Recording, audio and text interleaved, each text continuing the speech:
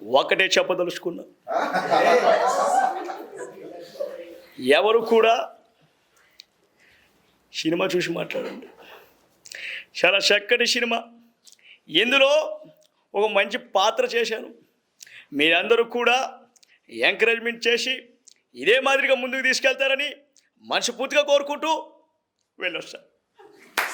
Thank you. ఈ క్యారెక్టర్తో ప్రపంచానికి పరిచయం చేసిన మీడియా, మా వెనక అధినేతలు వీళ్ళందరూ కూడా చాలా ధన్యవాదాలు. అలాగే యాంకర్స్ నరేష్ తెలుసు లేదు,